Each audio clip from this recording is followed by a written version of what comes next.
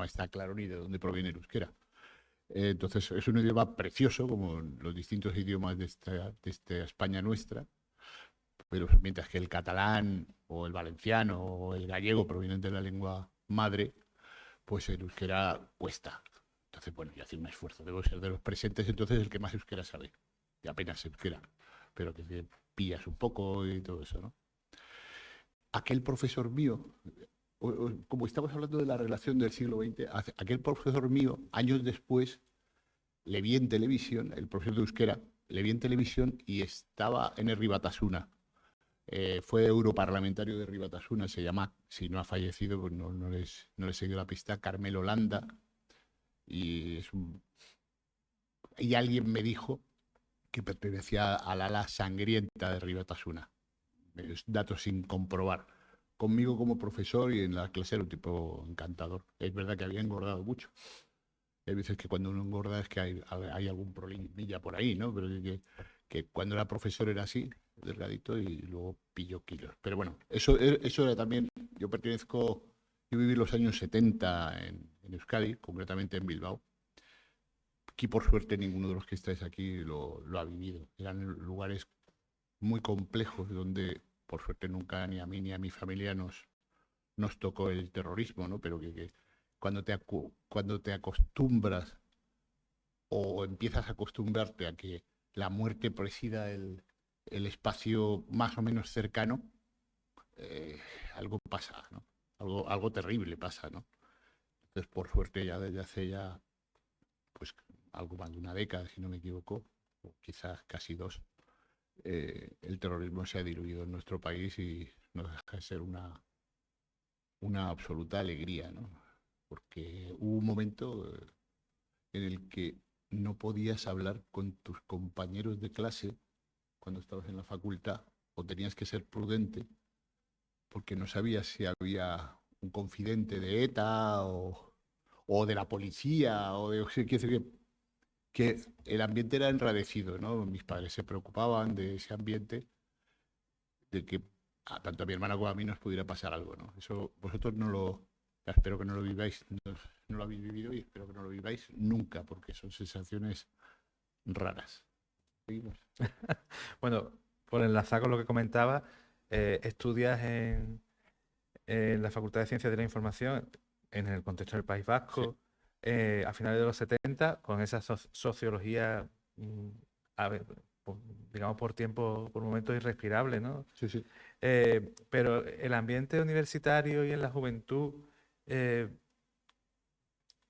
que había en aquel momento, eh, y cuáles eran también las expectativas que teníais los jóvenes en relación a las personales, tanto como aquellas que tienen que ver con el cambio político, con la situación, por ejemplo, de los conflictos políticos.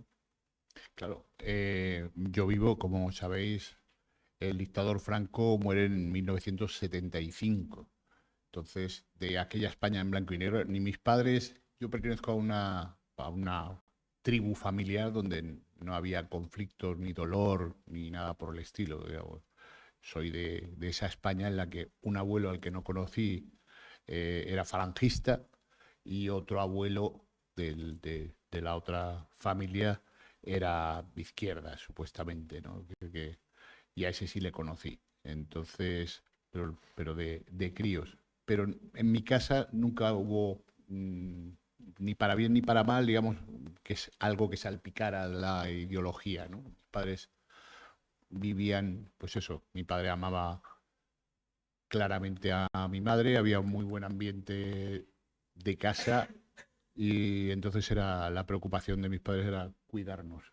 Y el dictador Franco muere en su cama y a partir de ahí sí, o sea, yo tenía una edad, no sé por dónde andáis vosotros, pero un poquito más joven que vosotros, ¿no? Pero que era como, se abre, se abre, la libertad es como si pasaras del blanco y negro al color, que además televisivamente nos pasaba lo mismo, o sea, solo veíamos la tele en blanco y negro, y además solo había un canal o dos, entonces era, y lo viví con mucha emoción tanto en el panorama de Bilbao, como cuando decido hacer las maletas como chico de provincia, que siempre me he considerado, y me fui a Madrid a ver cómo iban las cosas. Pero que como, aunque yo tengo el carné de Madrid, no me crié en Madrid, me crié en Euskadi, me crié en Galicia, viví un año en Venezuela, en Caracas, siempre por motivaciones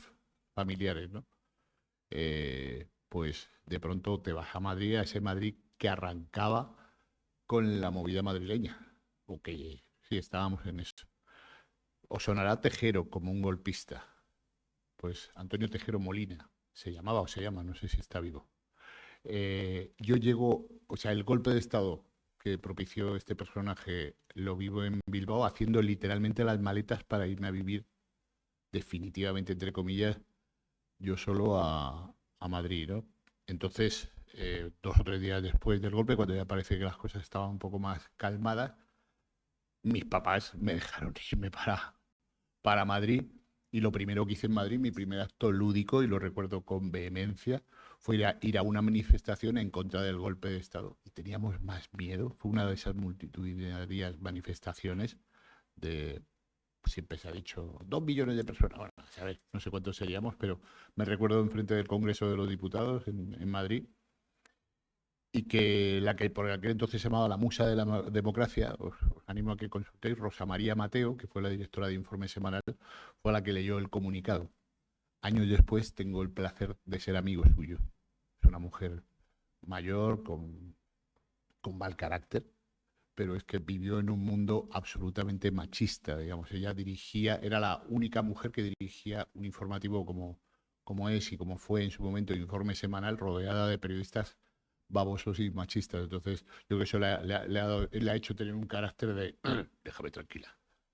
Pero es una mujer extraordinaria, ¿no? Entonces, de ser un chavalito que estaba allí en primera fila defendiendo, entre comillas, la democracia, que nos querían robar, a desde hace una década o algo así, pues contar, no sé si para ella soy amigo, pero por lo menos hay una muy buena relación, porque, entre otras cosas, su pareja, su actual marido, es Miguel Reyán, un excelente actor, melómano, un hombre culto, del que sí gozo tener su amistad, ¿no? De hecho, en uno de mis proyectos que ya arrancaron, estamos haciendo un documental sobre Miguel Reyán.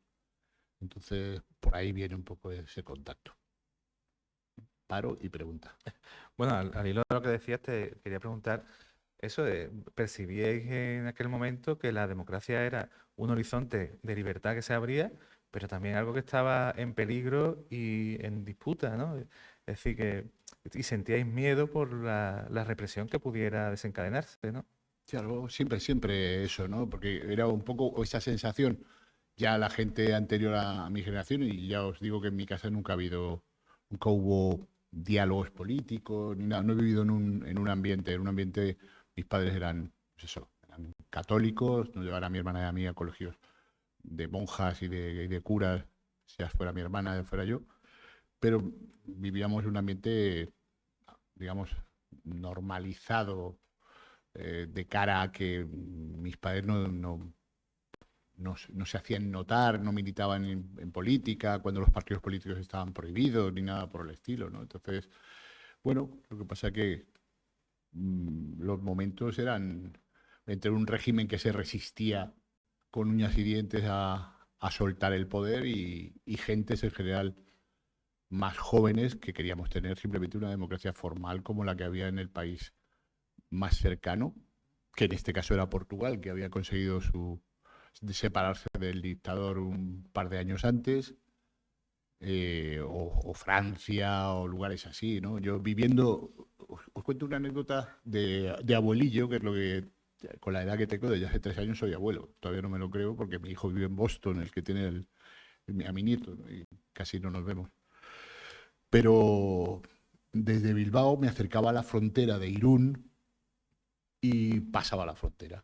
Eso era una sensación que todavía la recuerdo con emoción. Lugares como Biarritz, San Juan de Luz, Hendaya, toda esa zona, y lo veías todo distinto y mejor.